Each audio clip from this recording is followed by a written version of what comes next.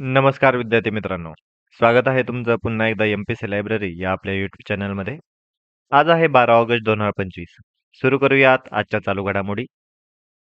सर्वप्रथम पाहूया कालचा एक प्रश्न. काल मी व्हिडिओच्या शेवटी तुम्हाला एक प्रश्न विचारलेला होता.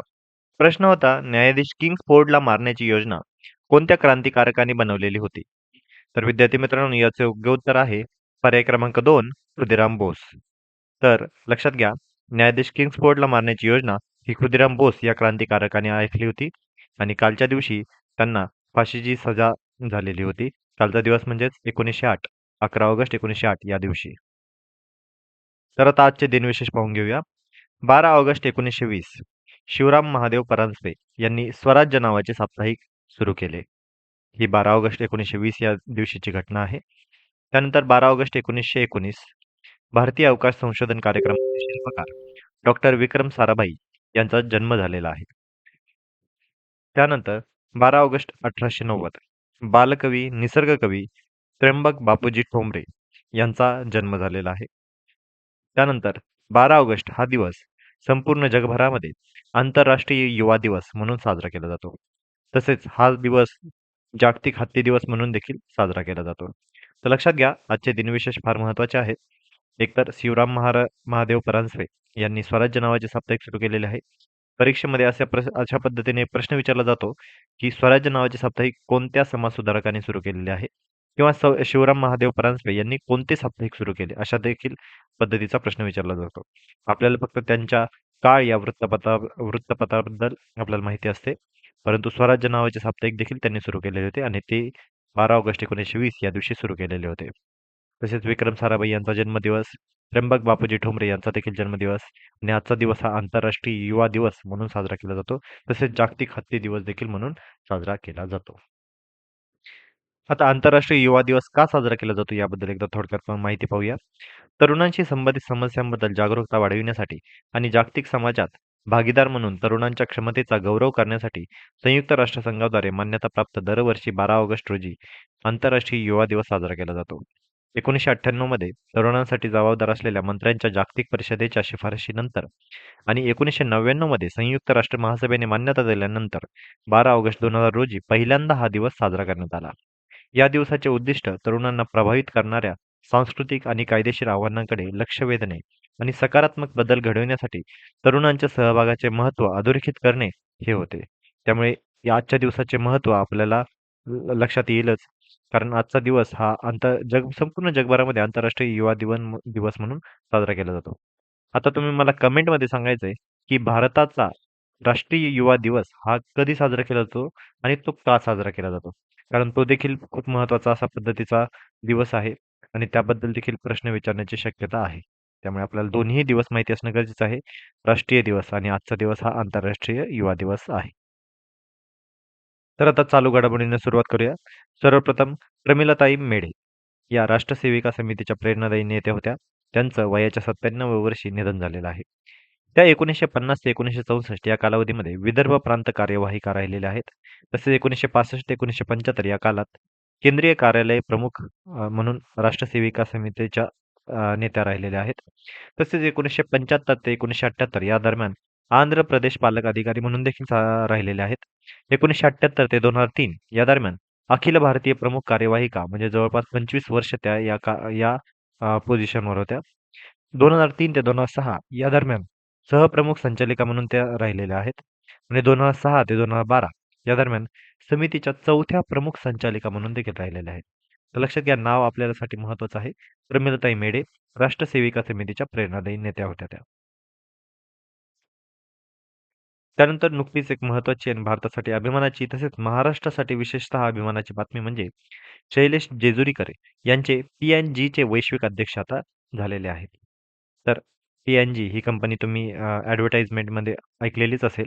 प्रॉक्टर अँड गॅम्बल असे तिचं नाव आहे. तर P&G या कंपनीचे जानेवारीपासून म्हणजे जानेवारी 2026 पासून भारतीय वंशाचे कार्यकारी अधिकारी शैलेश जेजुरीकर यांनी नवीन CEO म्हणून नियुक्त केलेले आहे. P&Gला विक्री कमी होणे, बदलणारे व्यापार धोरणे आणि जागतिक आर्थिक अनिश्चितता यासारख्या आव्हानांचा सामना करावा लागत असल्याने तसेच नोकऱ्यांमध्ये कपात आणि बाजारपेठेतून बाहेर पडणे यासारख्या संकटांना सामोरे जावं लागत असल्याने हे पाऊल आता कंपनीने उचललेले आहे. आपल्याला पी-एन-जी ही कंपनी माहिती असेल. पॅन्टीन शॅम्पू आणि टाईड डिटर्जंट यांची निर्माता कंपनी आहे ती. 187 वर्षाच्या इतिहासामध्ये अमेरिका स्थित कंपनीचे प्रमुख असलेले ते पहिले भारतीय आणि आशियाई असणार आहेत.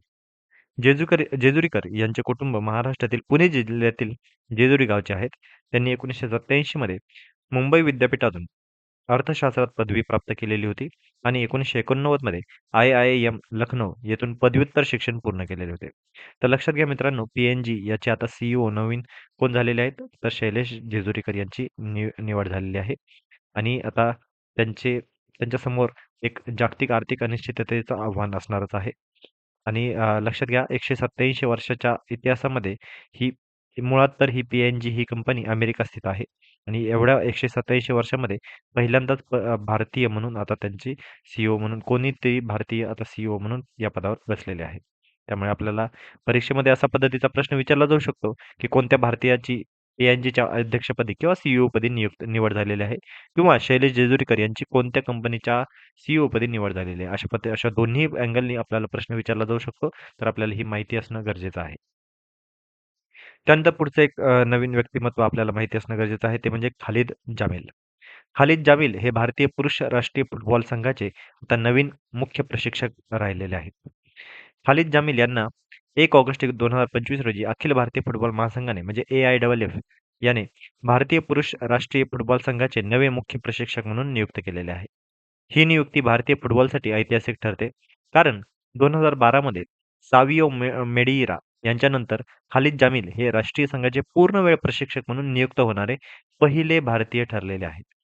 म्हणजे दोन्ही अँगलने आपल्याला खूप महत्त्वाची बातमी आहे ही. कारण 2012 मध्ये सावियो मेडिईरा यांच्यानंतर खालिद जामील हे पूर्णवेळ प्रशिक्षक म्हणून नियुक्त होणारे पहिले भारतीय ठरलेले आहेत. नाव लक्षात घ्या, भारतीय पुरुष राष्ट्रीय फुटबॉल संघाचे हे नवीन प्रशिक्षक आहेत. त्यांच्याबद्दल एकदा थोडक्यात माहिती पाहूया. यांचा जन्म 21 एप्रिल 1977 रोजी झालेला आहे. त्यांचं जन्म ठिकाण हे कुवेत या ठिकाणी झालेलं आहे. म्हणजे कुवेतमधील भारतीय पंजाबी कुटुंबात त्यांचा जन्म झालेला होता. 1990च्या दशकामध्ये ते भारतात आले होते आणि 1997च्या दरम्यान त्यांची कारकीर्द सुरू झालेली होती. मिडफिल्डर म्हणून खालिद यांनी भारतासाठी जवळपास 40 आंतरराष्ट्रीय सामन्यांमध्ये प्रतिनिधित्व केलेले होते आणि 2009 मध्ये वयाच्या 32व्या वर्षी त्यांना निवृत्ती घ्यावी लागली होती. खालिद जमील यांची स्पॅनिश प्रशिक्षक मॅनोलो मार्केज यांच्या जागी नियुक्ती झालेली आहे. तर लक्षात घ्या मित्रांनो, भारतीय पुरुष राष्ट्रीय फुटबॉल संघाचे नवीन आता मुख्य प्रशिक्षक झालेले आहेत खालिद जामील आणि त्यांनी स्पॅनिश प्रशिक्षक मॅनोलो मार्केज यांची आता जागा घेतलेली आहे. आणि खालिद जामील हे भारतीयच असून ते राष्ट्रीय संघाचे पूर्णवेळ प्रशिक्षक म्हणून नियुक्त होणारे 2012 नंतरचे आता पहिलेच भारतीय ठरलेले आहेत. त्यामुळे आपल्याला आता ही बातमी आता लक्षात आलेलीच असेल. यावर जर आपला प्रश्न आला तर तो आता अजिबात चुकायला नकोय. तर या होत्या आजच्या चालू घडामोडी. तर आजच्याच अशा इन्फॉर्मेटिव्ह चालू घडामोडींवर आधारित आज आपण एक प्रश्न पाहणार आहोत. आजचा प्रश्न आहे, आंतरराष्ट्रीय युवा दिवस हा कधी साजरा केला जातो? तर लक्षात घ्या मित्रांनो, आपण आत्ताच ही बातमी पाहिली आणि खूप सोपा प्रश्न आहे आणि परीक्षेमध्ये विचारला जातो अशा पद्धतीचाच हा प्रश्न आहे. आंतरराष्ट्रीय युवा दिवस हा कधी साजरा केला जातो? पर्याय क्रमांक 1 आहे 12 जानेवारी, पर्याय क्रमांक 2 आहे 12 ऑगस्ट, पर्याय क्रमांक 3 आहे 14 नोव्हेंबर, पर्याय क्रमांक 4 आहे 2 ऑक्टोबर. तर सर्वांनी याचं उत्तर आता कमेंटमध्ये सांगायचं आहे. मी उद्याच्या या व्हिडिओमध्ये या प्रश्नाचं नक्कीच उत्तर देईल, परंतु तुम्ही सर्वांनी कमेंटमध्ये याचं उत्तर द्यायचं आहे. तर या होत्या आजच्या चालू घडामोडी. तर अशाच अधिकाधिक इन्फॉर्मेटिव्ह कंटेंटसाठी आमच्या MPSC लायब्ररी या यूट्यूब चॅनलला फॉलो करायला विसरू नका. आम्ही फक्त YouTubeवरच नाही तर Telegram, WhatsApp, Facebook, Instagram आणि X.com या सर्व सोशल मीडिया प्लॅटफॉर्मवर आहोत. तर या सर्वच ठिकाणी आम्हाला फॉलो करायला विसरू नका. आपला आत्तापर्यंतचा प्रतिसाद खूपच छान राहिलेला आहे. आम्ही आपल्या प्रतिसादासाठी खूप खूप धन्य आहोत. तरीही आपला अजून आम्हाला प्रतिसाद हवा आहे. तर सर्वांनी या यूट्यूब चॅनलला फॉलो करायला विसरू नका. धन्यवाद.